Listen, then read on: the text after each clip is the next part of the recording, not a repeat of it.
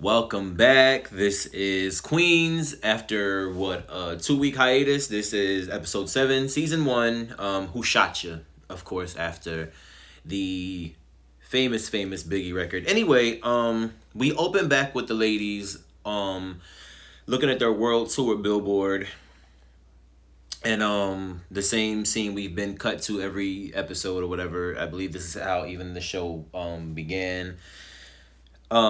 And of course, we now know that Eric is shot from this one scene. Um, in the beginning of the episode, the ladies are doing a photo shoot, preparing for the tour. Muffin's there, and this is the shot that's gonna be on the billboard. They're choosing because they're gonna put up billboards everywhere to promote the Muffin and Queens tour. And in the middle of the shoot, um, Eric is getting phone calls, and I believe he's avoiding calls from someone that says "do not answer," and we later on in the episode see who "do not answer" is. um, I'm not really everywhere with this, but we're a little bit of here and there trying to figure out these different parts of the episode because there were a lot of moving parts this episode. So bear with me. We see Valeria confront her mother about what we saw the last episode, which was her mother taking pictures of her credit cards and all that good stuff. And when she confronts her mother, her mom's is basically like, well, I was on a video shoot for my daughter and I'm just so proud. I took pictures of everything. I took pictures of this, that, and the third. I was excited. I was hype. You know, I saw a black Amex. I didn't even know those things existed. So yeah, I took a picture of it. But at the end of the day, I'm gonna stick around and show you and prove to you that I have no bad intentions and that I'm here for you. I'm here to show you that I'm here for you. And that's, whatever. Bull, but okay. And after that, Valeria gives her credit card to Eric to give to his private investigator guy because the card, of course, has the lady's prints on it. um, at this photo shoot, Rodrigo is texting Naomi back and forth, and Naomi is smiling and she's giddy, and Bree's like, "What you smiling for?" Whatever, because Bree and Naomi have known each other since high school, along with Jill. And she's like, Rodrigo asked me on a date, and I'm not sure if I should go. I'm not sure about this. I'm not sure about that. She's apprehensive, and Bree is the battery in her back that she needs. She's the supportive friend. Go on a date. You're gonna go on a date. We're gonna find you something to wear, and the best part of it is I'm coming with you because at the end of the day, I know you like to sabotage stuff, and I'm not gonna let you do that. I'm coming with you. Um, Elsewhere in the episode, Jill ends up getting an offer from Wyclef Jean to do a solo song. And we see Notori flex more her rapping skills that we didn't even really know she had. And they end up doing this record together, and Wyclef is like, okay, this collaboration could use this, that, and the third, but I want to hear what you think it could use. And she's like, well, you could take the octave down a little bit, you could turn this up, you could do this on the bridge, you could do this on the hook a little bit different. And he wants her to go in and do it. He asked her if she can sing, and she's like, well, I don't really sing outside of church, but he wants her to do it on this record. Um, Shout out to Wyclef and Notori. We had a little Jersey connection on there. That was the most beautiful thing this episode too. Is just seeing these people who come from the same place, or also to how Jadakiss and Eve are still, such close family and friends, and able to work together and do business because they have that much love for each other. And it's the same way with Method Man and Mary on Power 2 Ghost on Stars. You know what I mean? To see them, 26 years after they did You're All I Need to Get By, and it's just nice to see some relationships in hip hop and R&B still be what they are and still be so great and so solid. So anyway, um back at Eric's house where Muffin is currently staying because she lost everything due to her deal. Um, Muffin is trying to eat top ramen without water. She's trying to eat it dry. She knows nothing about any type of home skills. She doesn't know how to cook, clean, nothing. She knows how to do nothing. But as she said earlier in the episode, she said that she is Morgan Freeman, aka Free. She's, free from the label, free from this, free from that. She doesn't have a house, she doesn't have any money, but she's free. So her being free also means that she don't know how to do a damn thing, and that includes cook. And she's trying to eat top ramen. She's trying to eat the noodles, but she's trying to eat them dry, seasoning and everything. And she actually is seeming to enjoy it. As she kind of chokes a little bit too, because you're supposed to use water with that. Um, a little bit later, there's a knock at the door. She sees the camera. She sees Jadakiss and his goons. They storm in. She hides behind a wall, and Jadakiss and the goons are rolling up on Eric like, "Yo, where's my money?" He's like, "I ain't got it, but I can get it. The Queen's getting ready to go on tour, and we'll make good on it then." Jadakiss is like, "I want my money now. I want it today. You got to the end of the day, and that's it, and that's all. I gave you money to get your little Looney Tune rapper. You was desperate to get out of her contract. Well, guess what? I want my money, and I want it now." And then that's how Muffin discovers exactly where Eric got the money from, how he got it to buy her out of her contract. It was a loan from Jadakiss. Um, let's see. So the private investigator that Eric hired for Valeria to investigate this woman, who we now know is not actually her mother, is actually a woman named Valentina. Her name is not Rosie. She's a con artist from Maryland with a rap sheet longer than all 50 states combined. Her rap sheet is thick. Let's just put it that way. And she's got aggravated assault, robbery, assault with she have assault with a deadly weapon, and she have gunshot. It's all type of stuff on this lady's record. And she pulled a con. And then when she was told what to do by Eric, because she wanted to know, like, how do I even handle this? And Eric was like, listen, go home, let cool heads prevail. You know, we'll figure out how to get out your house, and we'll figure out how to get her, you know, for what she's done to you. And of course, as we've seen in the show so far, Valeria is stubborn, and she ignores what she needs to really do and does what she wants to do anyway, because Valeria does what Valeria wants to do, no matter what she's told to do. And it didn't go the way that, you know, we thought that Valeria may take advice of. But at the end of the day, I don't think any of us would have been able to have gone home to a place where we have a complete stranger who turns out is not related to us and is a con artist. Like everybody kept telling her, everybody, even earlier in the episode, the queens were like, yo, she just happened to be taking pictures of your credit card. She just happened to be, you know, the excuse is dumb. It's BS. She's not taking pictures of your cards to, you know, because she's so astonished. She's taking pictures because she's conned you, or she's going to con you. And Valeria was like, there's no money missing. My cards are the same. I done left every Birkin that I have out. She ain't done nothing. Let's see. After, let's see, what else happens? There's a press conference.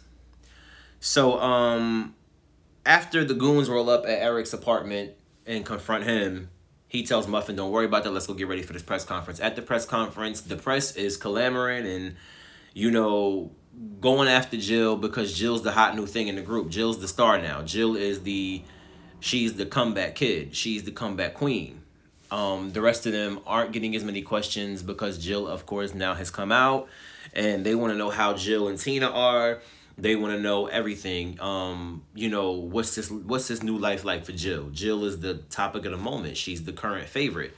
And in the press conference, they end up asking, you know, is there gonna be a new Queens album?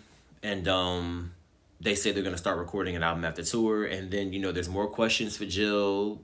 And Valeria steps in and says, is there any other questions about the tour or for anyone other than Jill? You know what I mean? And I think we all want to know, like, okay, is there going to be any other questions for anybody but Jill?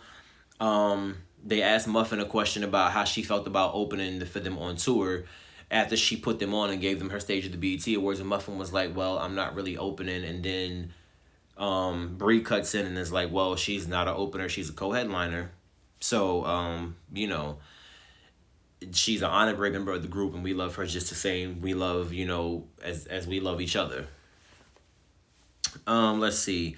After the press conference, Tina pops up, and she confronts Jill at her car in the parking garage. And it's either after the press conference or after the studio session. But I know she confronts her And Tina pissed. Tina's mad. Tina's like, you're disgusting, you're pathetic, you're deplorable. Every other word that you can use and call somebody something negative, she used it on Jill. She was like, I can't believe you hide behind this nice girl persona, but at the end of the day, all you do is use and abuse people. Everybody to get close to you, all you do is hurt and manipulate them. You gonna get what's coming to you. I promise you, your day of reckoning is on the way. And this kind of puts Tina into a position of, okay, maybe you're the shooter.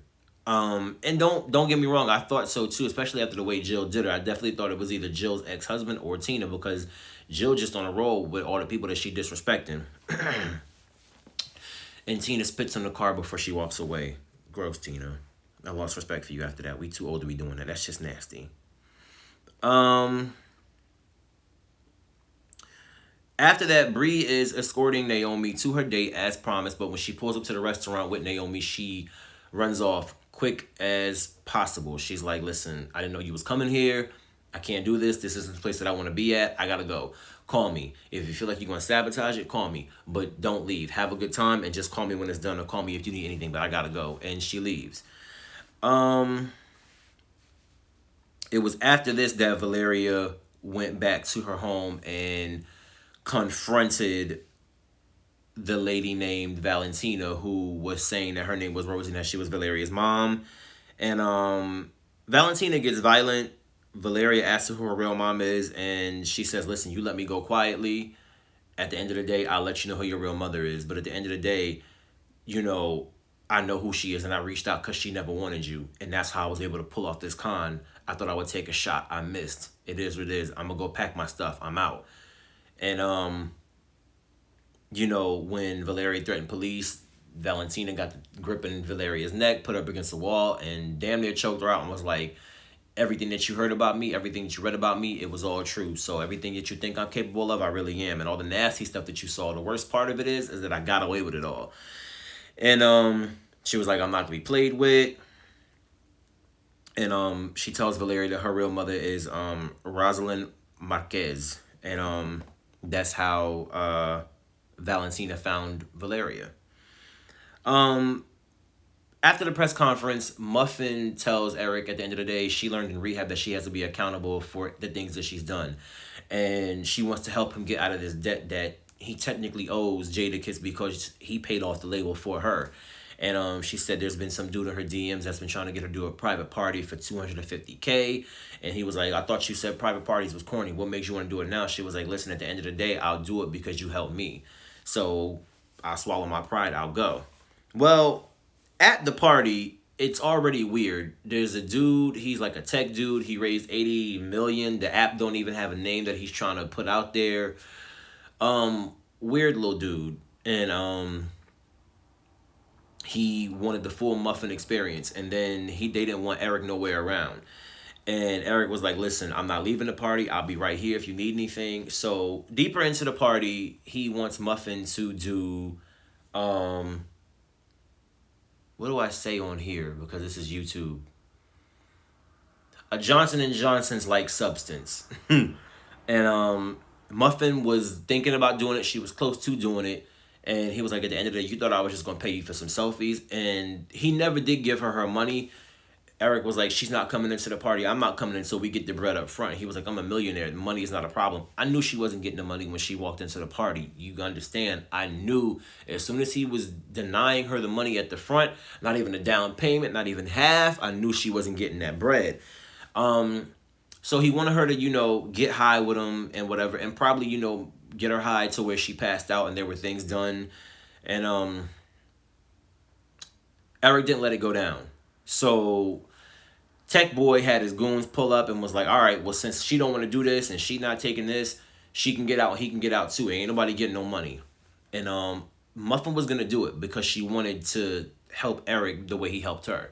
And he wasn't going to let her do it. He said, I can't let you do that. So I guess for once, Eric actually does have somebody's best interest at heart, because at the end of the day, I definitely didn't see her and him living together going the way that it is, which is strictly platonic, and him really helping her.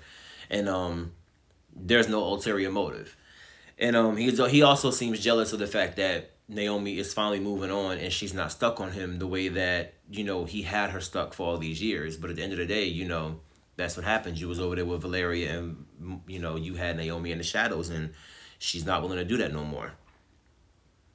Um, Naomi had a really great date with Rodrigo, and he wants to keep the night going. He was like, "Listen, let's hit this spot around the corner.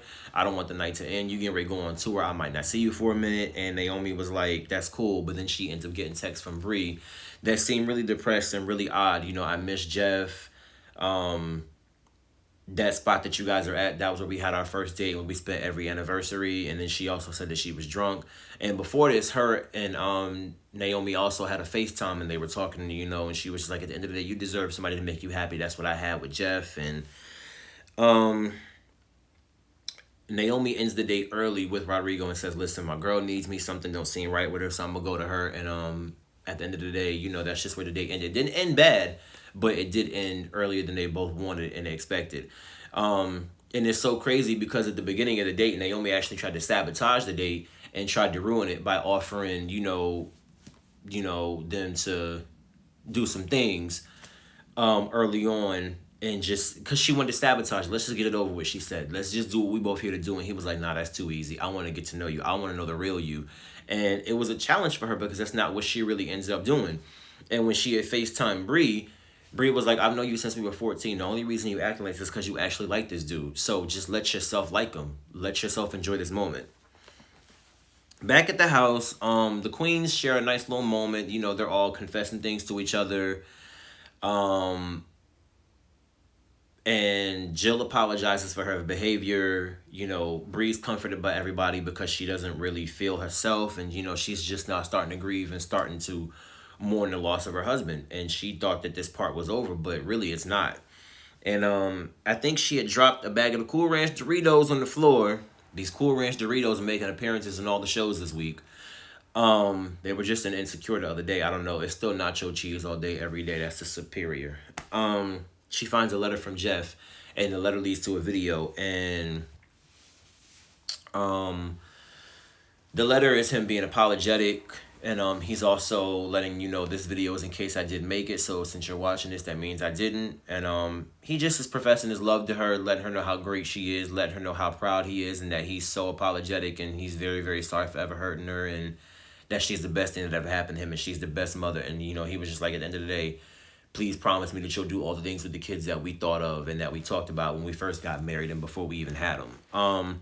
Also, too, the lady who ended up not being Valeria's mom, Valentina, sees Valeria going to the precinct and coming out of the precinct. So she followed her, and then when you see Valeria leaving the precinct, you see the lady looking at her passenger seat where there happens to be a gun. And she did tell Valeria, "I'm not going back to jail. I'm never going back." And she let Valeria know at the end of the day, you go to the cops, this ain't going to be pretty. And I guess she thought Valeria probably did go to the cops, which does seem suspect. But what I took from it is maybe Valeria went to the cops because she told her mother's real name, and now she wants to go figure out if her mother's even alive. Because that was a question that she had for the private investigator, and the private investigator didn't even go that deep, according to Eric. Let's see, what else happens? So after they get done watching the video with Jeff, they get a message that their first billboard is up near the Staples Center, and they all want to go see it. And it's this moment when we pan to Eric in the car a few minutes earlier than that moment, him getting word that the billboard is up right before he called them, and then Jadakiss and the goons roll up on the car saying time is up, time is money, where is the money? And Eric says he couldn't get the money, but that he tried. But Jadakiss said, "You know what? That's cool. I don't even need the money. I'll take a 10% cut of all the profits. I want all of the money."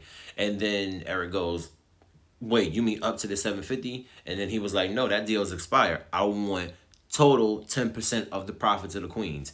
And Eric, being a stand-up dude for once, says, "That's not my money to do that with. I can't do that to them again. I can't. That's not my money to do that with."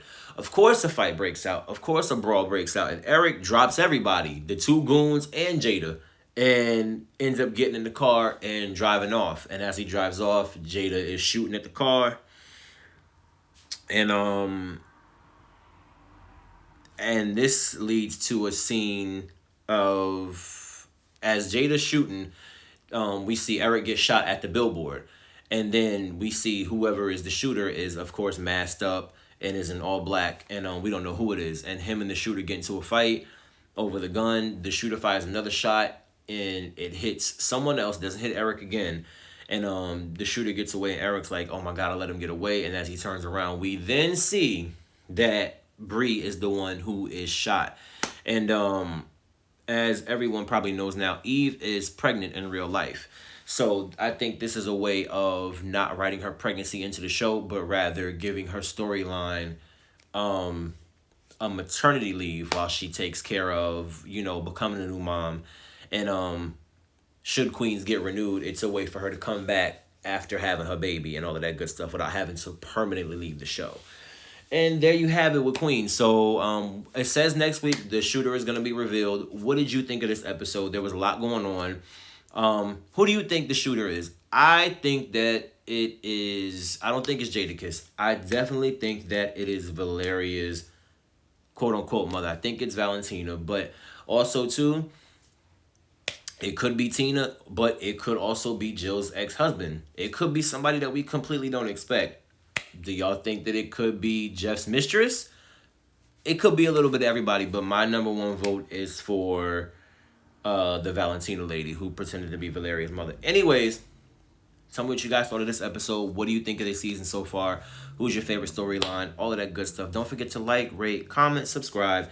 Thank you to this very, very tiny YouTube entourage that tunes in to this, BS of a bunch of reviews that I do and who has this conversation. I'm enjoying Queens for what it is. It's still a hilarious show to me, and it's still entertaining. And like I said, anything with the music involved, I'm there. So that's it for me. Anyways, guys, I'll be back next week with another review, and stay tuned. Thank you.